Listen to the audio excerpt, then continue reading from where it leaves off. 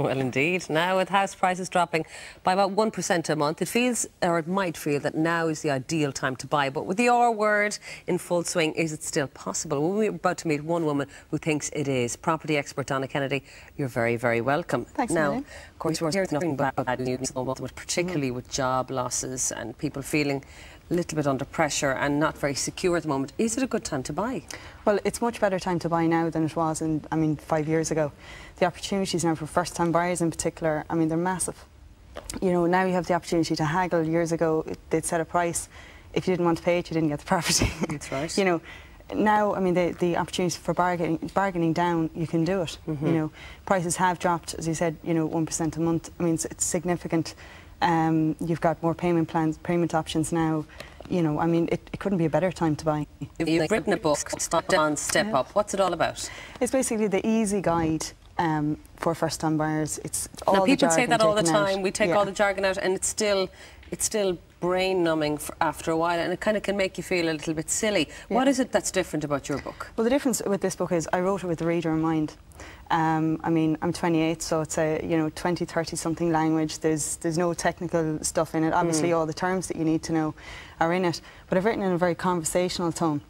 Stuff that people need to know. I've been a renter. A lot of the people who write property books are much older, which is fine, but they're not in a situation where they've maybe rented before. Normally, people obviously in the older days, it would have been get married, move out. Whereas now, a lot of people are, living with a partner or living alone, or, they're working and that kind of thing, and they do want their own house, and nobody wants to rent because you're going to be tossed out at any minute, or at least the possibility of being, if the seller is there. Absolutely. Exactly, and if the owner of the house wants you to go, you have to go. Okay, you say in your introduction, in just a few months' time, you will own your own property. Now, for people who think that's total pie in the sky and have thought for years, because I think people got out of the idea of even thinking about buying, how can you promise this? Well, I can't promise it. So that's the first thing. I couldn't possibly promise it. But what I can say is that if you follow a simple guide that you can actually understand, and if you want to buy a property, keep it simple. Take all the fancy technical stuff out of it. And if you follow the guide and if you do it properly, there's no reason why not that you can't own a property in a few months. But I can't promise that, but you definitely, there's a huge possibility that you will. Okay, if you are a first-time buyer, you're thinking about getting on the property ladder, what are the first things you should be doing? Well, the first thing you need to work out is what can you afford. The majority of first-time buyers, I don't know how many first-time buyers have 30 grand in the bank. I certainly didn't. So you need to work out how you can afford, even taking things like solicitor's fees, your furniture, all that kind of thing into account. So what I've done in this, and throughout the book, I give tips on how to save money. Also I actually do a calculation form,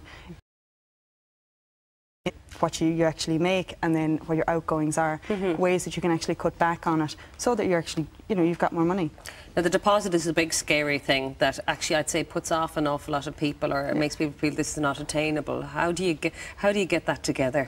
Okay, well, the obvious is saving, but realistically, how many people, first-time buyers have? No, not a lot of people have.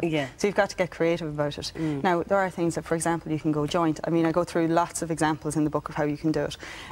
You go joint, maybe ask your parents for something, maybe give them interest on top of that. Then there's things like the rent-to-buy scheme, which is a new scheme in Ireland, whereby there's a deposit of €2,995 needed.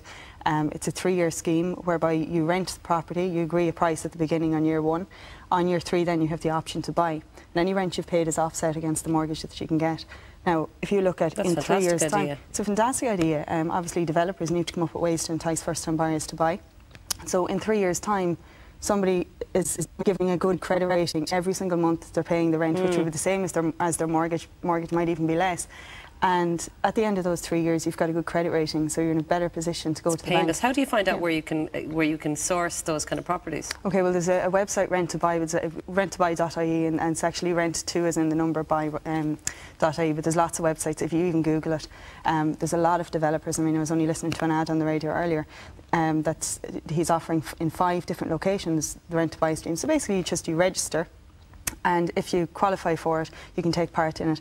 Anything, any scheme or any plan or any structure that you do to buy, you research it. It's a big step, and you research it, and you do it cleverly. Something that people sometimes get a bit bogged down in is mortgages, the type of mortgage, how about, you know, getting a mortgage, who to go for a mortgage. It's a bit of a minefield, or it can be. To me, that was a mind-blowing maze, to be honest. It was variable terms, fixed terms. I hadn't an absolute notion. And it's worth pointing out, when I bought my first place, I hadn't a clue what I was doing. It's nearly embarrassing to think. I mean, I went in, over the space of 3 weeks, a document per probably every 3 days. Because really, the banks do look for a lot of information, but it's knowing it, isn't it? Knowing what they need. Well, it's knowing what they need. So again, in the book, what I've done is I've actually put a mortgage proposal form together, which you won't get anywhere. It itemises exactly what you need. I explain what rates that you can get, I explained what packages you can get. So maybe for a first-time buyer going on a fixed rate, which basically is a bit like rent, you know exactly what you're paying every single month. And I believe one of the banks are actually giving your books out to people applying for their first mortgage because it is such a good guide. Yeah, they are doing that. The book is non-biased. I wouldn't write a book for a bank. In the book it says shop around, and I definitely think that people should shop around. But yeah, I mean, they've read it, they know that it appeals to the market that's there. It talks to people. I wrote the question based on it, or I wrote the question. So I asked myself, what does the reader want to know? Not what do I want to tell them. Yes. So I gave it to 8 people before I actually even sent it into a publisher to ask them, you know, is there anything untouched? Is there anything you don't understand? Or is there anything you want to know? 8 first-time buyers. They came back with their questions, and I've all included in the book. OK, location, of course, is another thing that people wonder about when it comes to buying a house. Is it as important as it once was? Location is always important. What you want to be doing when you're buying your house is thinking with a medium, long-term view. The day when you buy a property and then you flip it a year later, that's totally unrealistic. Whereas if you're buying a property, you want to be thinking, how can I add value to this property or maximise it so that in a few years, whenever the property market comes back, and it will come back eventually, when I don't know, and again, to be honest with you. But when it does come back, you're in a position where, you know, you've got a property maybe that is worth more than had you not bought a property with a view to doing maybe adding some value to it. And again, I go through that in the book. OK, Donna, thank you so much for that. Donna's going to be staying with us till the end of the show and taking your calls later on. So if you're still mixed up about mortgages, you have any question at all about getting on the property ladder, send us in the question. Here's how to get in touch.